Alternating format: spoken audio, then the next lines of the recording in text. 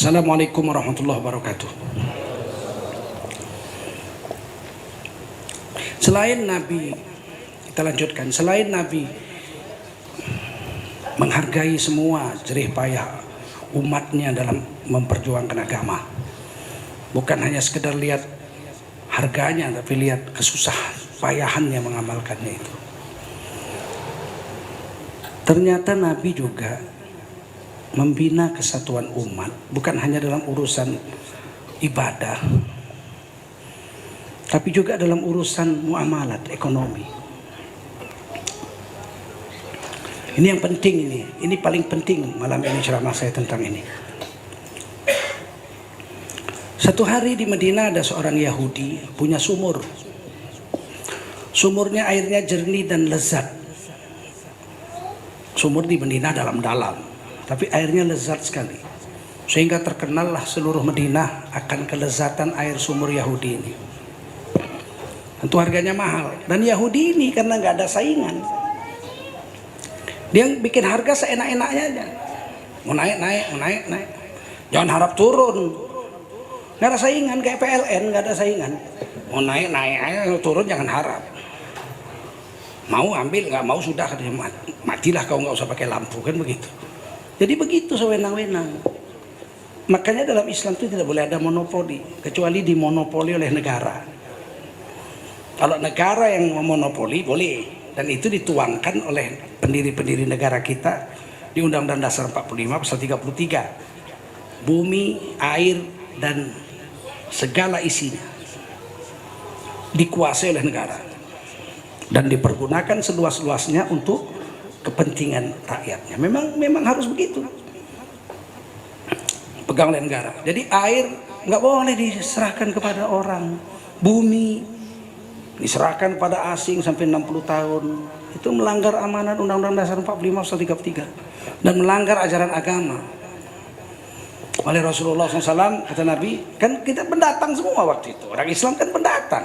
Yahudi itu udah 2000 tahun di situ. Sejak zaman Nabi Musa pulang haji, dua suku nggak mau ikut pulang ke Israel.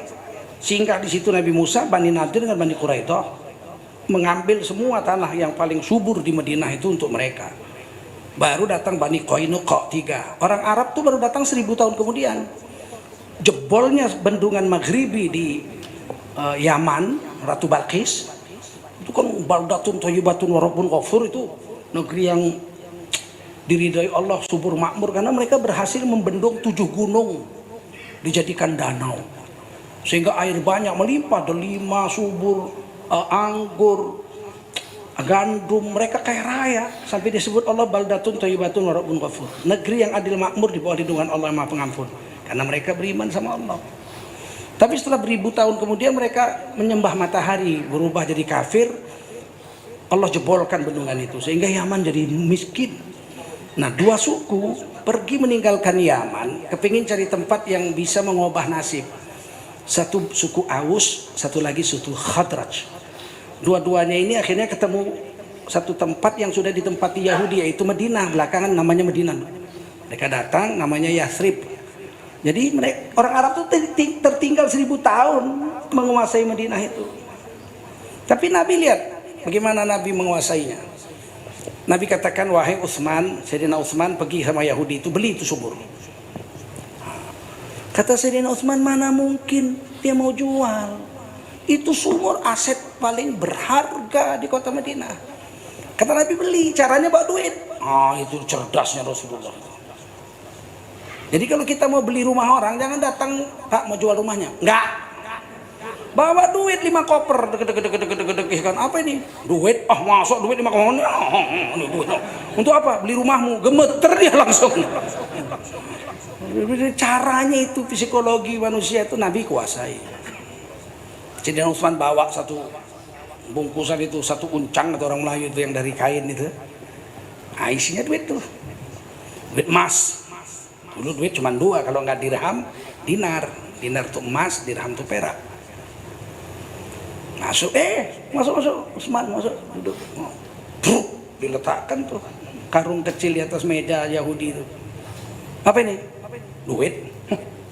Duit sebanyak itu. Dinar apa dirham? Dinar, emas, emas dibuka, kuning langsung mata Yahudi kan. Duit sebanyak ini untuk apa kan? Untuk beli sumurmu. Kata Yahudi itu, mana saya jual sumur saya? Oh itu mahal, nggak bisa. Nggak saya jual tuh, itu aset saya. Kalau kamu jualan air 10 tahun kau baru dapat duit segini banyak. 10 tahun yang akan datang kau baru dapat di duit sebanyak ini. Belum tentu hidup, mungkin udah mati. Tapi kalau kau jual sekarang, duit yang harusnya kau dapatkan 10 tahun, sekarang nih duitnya nih. Goncang juga tuh. Kata Yahudi itu, ya tapi kan mahal ini aset saya. Saya nggak beli semua, kata Sayyidina Utsman. Saya beli separuh. Cerdasnya Sayyidina Utsman. Saya beli separuh. Loh gimana separuh? Sumur ini dibelah 2 sumur? Enggak, sumurnya bulat aja tetap. Cuman Senin kau yang jualan, duitnya untuk kamu. Selasa saya yang jualan, duitnya untuk saya. Rebo kamu yang jualan, duitnya untuk kamu. Kamis saya yang jualan, duitnya. Oh cocok, deal, beli. Tulis surat, cek pulang. Rasul sudah saya beli. Tapi separuh bagaimana? Ya Senin sama dia, Selasa sama kita, Rebo sama dia, Kamis sama kita. Oh bagus, kata dia. Bagus. Diumumkan hari Senin sumur milik Yahudi, duit untuk dia. Selasa duit untuk saya.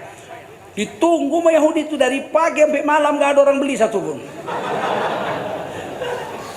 Yahudi pun gak mau beli. Karena mereka tahu ini Yahudi ini sewenang-wenang selama ini. Sayyidina Utsman belum tentu baik, ya kita tes dulu dong ya. Tes dulu, coba besok kita belanja. Sayyidina Utsman itu terkenal pemurah. Tiba-tiba hari Selasa Sayyidina Utsman pergi ke sumur itu, dia umumkan, saudara hari ini sumur saya punya, semua boleh beli dan harganya terserah kalian sendiri berapa mau mampu bayar. Waduh, semua datang bawa ember 2 untuk 2 hari.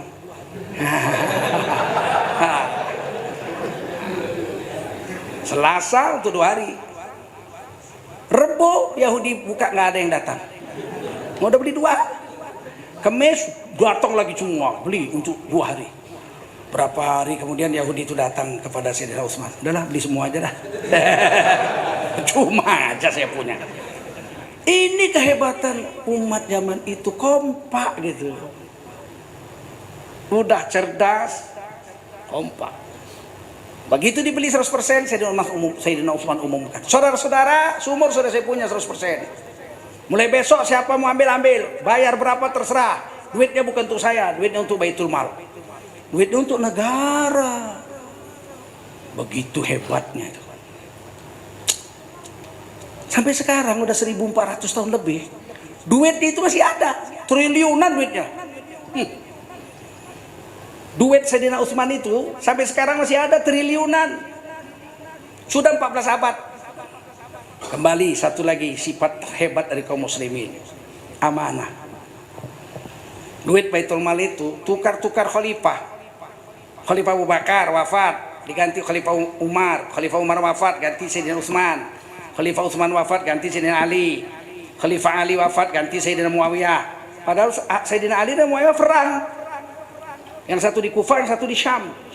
Sayyidina Muawiyah wafat, ganti anaknya Yazid bin Muawiyah. Wafat Yazid bin Muawiyah terus diganti terus sampai Muawiyah 2, sampai Umar bin Abdul Aziz. Kemudian ganti raja-raja, enggak lagi khalifah, raja-raja, anak beranak, sampai runtuh generasi Bani Umayyah, diganti Bani Abbasiyah. Anak beranak, raja-raja turun temurun. Duit enggak pernah hilang tuh. Biarpun khalifah, biarpun raja, sultan, berkuasa penuh, nggak hilang tuh duit. Bertambah terus iya. Kemudian diganti Turki Utsmaniyah 600 tahun. Orang Turki berkuasa menguasai dunia. Turki Utsmaniyah tahun 1492 mengalahkan Romawi. Pusat Romawi itu Konstantinopel diambil oleh Muhammad Al-Fatih. 600 tahun Turki berkuasa, duit itu tidak pernah hilang, bertambah terus, triliunan. Tukar penguasa nggak ada masalah bagi Islam, tapi amanah tetap mereka pegang. Coba kalau sekarang tuh habis tuh bikin infrastruktur.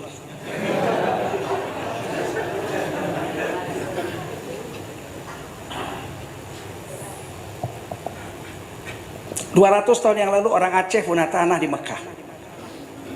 Kemudian tanah itu diambil oleh pemerintah Mekah, dijadikan hotel untuk haji, menampung jemaah haji. Setiap tahun jemaah haji Aceh itu dapat 22 miliar setiap tahun dari wakaf 200 tahun yang lalu.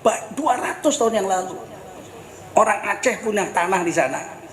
Itu wakafnya itu sampai sekarang masih mengalir 22 miliar untuk jemaah haji Aceh setiap tahun. Mau diminta sama pemerintah, nggak dikasih sama Saudi. Kami mau langsung aja sama jemaah haji dari Aceh. Sebab yang punya wakaf itu tidak punya keturunan. Jadi keturunannya orang-orang Aceh. Nah, kalau orang Islam amanah dan kompak seperti ini, mana bisa terkalahkan orang Islam. Tapi orang Islam ini nggak kompak, udah nggak kompak, pengkhianat lagi. Gara-gara mau kawin lagi ditilapnya uang negara. Ini rusak. Departemen Agama terima suap, coba. Nyuap terima suap. Padahal hadis hafal, ar-rasyi wal murtasyi finnar. Penyuap dan disuap masuk neraka. Itu kalau ditangkap, yang kerja di Departemen Agama itu, Kementerian Agama itu rata-rata gelarnya SAG. Paling sedikit SAG. SAG itu sarjana agama, bukan sarjana alam gaib. Tapi nyolong juga. Udah berapa menterinya masuk penjara? Dari zaman dulu juga, dulu korupsi kain kapan. Dulu zaman Bung Karno, kain kapan itu kan susah. Waktu itu kan kita belum punya pabrik tekstil. Sehingga pemerintah dengan anggaran APBN membayar setiap orang Islam yang mati, kain kapannya dibayar negara. Untuk 4 lapis kain kapan, 3 lapis kain kapan, 12 meter. Dicekek itu. Korupsi pertama di Indonesia ini Kementerian Agama. Kain kapan diembat, bayangin. Menterinya tamat pesantren. Kalau nahu sorong, hafal jurmiyah. Kita kelemahan kita tidak kompak dan tidak amanah. Mulai sekarang coba. Ini kita ini kalau kompak nggak main-main Indonesia ini. Indonesia ini 262 juta rakyat Indonesia sekarang populasinya. 230 juta Islam, 88,7%. 232 juta orang Indonesia orang Islam. Seandainya orang Islam Indonesia itu yang Islam saja, satu hari 3 kali makan arem-arem aja. Nggak makan kebuli, kari kambing, nggak, arem-arem aja. Pagi makan arem-arem, siang makan arem-arem, malam makan arem, karena miskin. 6.000 satu arem-arem 6.000. Ya kan, pagi makan arem-arem, siang makan arem-arem, malam makan arem-arem, berarti 18.000 sehari. Ya kan? Kalau di warteg mana dapat 12.000 sekarang, Padang 20.000 sekarang. Itu kalau yang belanja orang Sunda, kalau yang belanja orang Padang pakai bahasa Padang 22.000. Bak aku tambah 22.000 pula, sesama orang awak tolong menolong katanya. Oh, Padang jangan main-main. Kalau makan arem aja 18.000 sehari, rata-rata 500.000 sebulan makan, betul? Kali 230 juta rakyat Indonesia sudah menyumbang untuk negara kesatuan Republik Indonesia ini satu bulan sebanyak 230 juta kali 500.000, 115 triliun. Sebulan 115 triliun kalau makan arem-arem aja. Bayangin, tadi saya makan nasi kebuli saya siang, pusing kepala. Memang cocoknya udah tua ini arem-arem. Masya Allah, kalau kita rata-rata makan nasi warteg 15.000 sehari, 3 kali makan 45.000, sebulan itu 1.300.000, taruhlah 1 juta aja. 230 juta Indonesia kali 1 juta sebulan, itu uangnya tahu berapa? 230 triliun. 230 triliun sebulan duit kita untuk makan aja, belum lagi beli pulsa, belum lagi beli yang lain-lain. Tapi kan kita nggak bersatu. Duit yang 115 triliun kalau makan arem-arem, kalau makan 500.000, kalau makan 1 juta 230 triliun itu, duitnya nggak jatuh ke tangan orang-orang Indonesia. Jatuhnya ke mall, duitnya simpan ke Singapura. Belanjanya di Januari, April, Desember, Agustus, ya nggak? Duitnya sono. Saya baru terkejut hari ini, saya baca cerita koran BKPM, penanaman modal asing, penanaman modal. Ternyata 4 perusahaan unicorn bukan kita punya, sialan. 4 dibangga-banggakan sampai kampanye menang jadi presiden gara-gara unicorn. Ternyata unicornnya bukan kita punya. Traveloka, Gojek, Tokopedia, Bukalapak, 4-4-nya Singapura punya. Begitu diumumkan Indonesia unicorn 0, nggak ada. Straight Singapura 4 biji.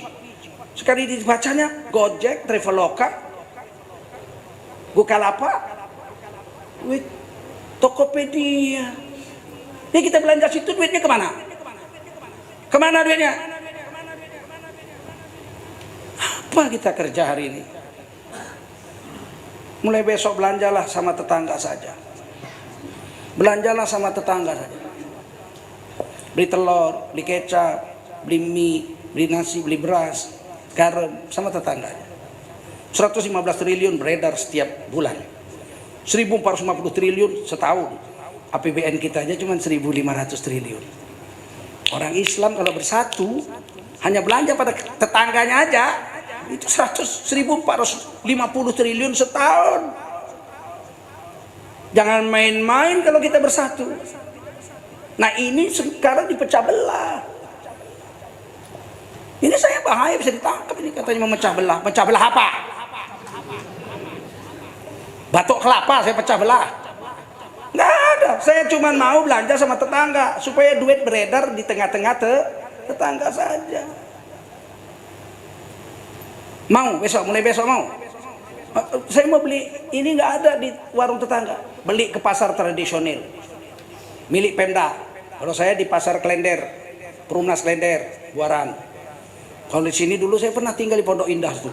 Ada pasar juga itu tradisional ke sana. Saya nggak ke mall, saya tinggal di Pondok Indah, nggak belanja di mall saya. Saya belanja ke pasar tradisional sejak dulu. Maka duit kita itu kalau 500.000 sebulan 115 triliun. Kalau sejuta sebulan 230 triliun. Itu beredar di tengah-tengah tetangga saja. Bayangin. Kalau kita mau jadi, saya mau punya kebun 1 juta hektar, mana dapat? 5 Taipan sudah dapat izin 5.100.000 hektar. 1 Taipan tuh punya 1 juta hektar kebun. Itu konsesinya 60 tahun. Siapapun nggak bisa nyambut itu. Kecuali presidennya setengah gila kayak Venezuela, Chavez itu. Diambilnya semua. Perang lah sama Amerika, diambil. Mana ada yang berani? 60 tahun konsesinya. 3 keturunan. 1 keturunan 30 tahun. Mana bisa kita ambil itu? Dia tanam sawit aja. Itu 1.000 sekilo. Kalau 1 juta hektar itu 2 triliun duitnya sebulan. Karena 1 hektar 2 ton sampai 3 ton. 2 ton aja lah. Kali 1.000 kali 1 juta hektar 2 triliun sebulan. 60 tahun dia nggak jual sawit, dia bikin pabrik CPU minyak sawit. Minyaknya pabriknya itu dia punya, konsesinya 30 tahun. Mana bisa diambil sampai 30 tahun? Udah, kalau dia jual CPO, dia bisa dapat 4 triliun sebulan. Tapi dia nggak jual semua CPO. Dia bikin pabrik minyak goreng. Pabrik minyak gorengnya dia punya. Udah jadi minyak goreng. Harus dibungkus plastik. Dia nggak beli plastik dari pabrik plastik orang, pabrik plastiknya dia punya. Minyak gorengnya dibungkus plastik. Udah dibungkus plastik, mau dijual ke kota harus dibawa dalam kardus-kardus, masukkan kardus, ya kan? 50 plastik 1 kardus. Dia enggak datang ke KPU minta kardus ke KPU. Dia bikin pabrik kardusnya sendiri, dia punya sendiri. Udah masuk kardus harus diangkut ke kota. Dia harus bawa pakai perusahaan angkutan namanya logistik. Dia enggak sewa perusahaan logistik orang, dia bikin perusahaan logistiknya dia punya sendiri. Logistik di jalan bisa kecelakaan, masuk jurang, tabrakan, ini barang hancur, diasuransikan. Dia enggak pakai asuransi takaful, dia bikin asuransinya dia punya sendiri. Memang lebih parah dari Dracula ini satu ini. Nampak ini, kelihatan ini. Udah selamat sampai kota nih, jual, dia harus diletakkan di mall. Dia nggak numpang di mall orang, dia bikin mallnya dia punya sendiri. Izinnya 50 tahun, 60 tahun tuh mall. Mall hanya bisa di kota, di kampung-kampung nggak bisa. Dibikinnya Maret, sampai di pinggir hutan tempat monyet kawin ada Maretnya. Sekarang saya tanya, kita dapat apa? Kita dapat apa kita? Ya bisa membina lapangan kerja, iya. Jadi kuli, jadi tukang bungkus, jadi supir. Komisaris jangan harap, direktur jangan harap. Udah dijual ke luar negeri nih, dapat duit nih. Yang dijual tuh karet kita, sawit kita, kopi kita, teh kita, komoditas kita semua, betul nggak? Sampai di luar negeri dapat uang dolar. Nggak disimpan di Bank Indonesia, disimpan di Singapura duitnya. Ini yang dibilang bocor 2000 triliun setahun. Gimana nggak bangkrut negeri ini? Kita mau menguasai ini sampai kiamat nggak bisa. Mau ambil pabriknya nggak bisa. Mau ambil mallnya nggak bisa. Yang bisa kita buat 10 tahun ini adalah belanja pada tetangga saja. Sampai mereka mau letakkan barang, Wak Bejo, Wak Jainuddin, Pak Ngaciro dikasih. Yang lain dia nggak mau. Sini toko saya punya toko Agustus. Hanya kasih sama orang tidak laku loh. Kasih sama Empok Mina, Empok Siti. Karena sama lu nggak laku, orang nggak mau beli. 10 tahun ini aja lah baru bisa kita ambil retail yang paling bawah. 20 tahun kemudian mulai ada yang jadi grosir. Karena kalau dikasih tempat lain nggak laku. Retail kita punya semua, tentu kita ngambil ke grosir kita. Setelah 10 tahun, 20 tahun ada grosir. 30 tahun kemudian ini habis ini konsesi mallnya kita yang beli karena kita duit sama kita. Pabriknya habis, konsesinya kita yang beli. Ganti presiden 60 tahun kemudian, tanahnya pun kita ambil. Jadi Islam itu bukan primitif. Bukan cuma taunya sholat, zikir, baca Quran. Ini Ustadz abal-abal, Tengku Zulkarnain Ustadz abal-abal. Menebar kebencian. Ustadz itu harus adem. Salawat, zikir, baca Quran. Terus ekonomi kau ambil, politik kau ambil. Bung Karno sudah menjerit waktu Indonesia masih miskin. Apa kata Bung Karno? Kami bukan bangsa kuli dan bukan kuli bangsa-bangsa. Luar biasa Bung Karno. Ingat itu sampai mati. Kita di bangsa Indonesia bukan bangsa kuli dan bukan kuli bangsa-bangsa. Kalau dibuka investasi, seluruh orang asing boleh masuk. Bebas pajak 30 tahun lagi pabrik-pabrik besar itu. Kan membuka lapangan kerja, ia jadi kuli. Karena yang punya bukan kita, betul nggak? Memang lapangan kerja terbuka. Kata Bung Karno bilang apa? Kami bukan bangsa kuli dan bukan kuli bangsa-bangsa. Nggak bisa kita kalahkan ini. Mana bisa, udah menggurita. Satu-satunya cara 10 tahun baru bisa berhasil. Mulai besok terbit matahari, hanya belanja barang sama tetangga saja. Nggak ada pada tetangga, belilah di warung di pasar-pasar milik Pemda. Grosir-grosir milik tetangga kita. Aagi punya grosir ke Aagi. Begitu. Paham? Mau nggak? Ini yang payah ibu-ibu nih 50.000 aja ke mall. 5 jam baru keluar dari situ. Saya terpaksa baru mau ke mall. Apa gunanya ke mall itu? Lihat pusar aja di situ. Mau berubah nggak? Ini udah dicontohkan Rasul. Ini gunanya kita belajar sirah Nabi ini untuk suluh pelita hidup kita agar kita tidak asal-asalan hidup di dunia ini. Sebab Islam ini mengurus semuanya.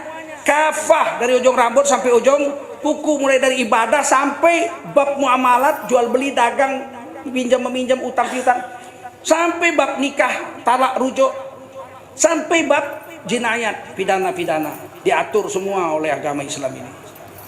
Nah, ini yang perlu kita ingat ini. Jangan kita berpecah belah. Mulai besok Senin, ini Selasa, besok Rebo, datang ke bank muamalat, buka rekening 1 juta rupiah, lempar aja, nggak usah pakai ATM. Nah 1 juta udah, nggak saya ambil lah sampai hari kiamat.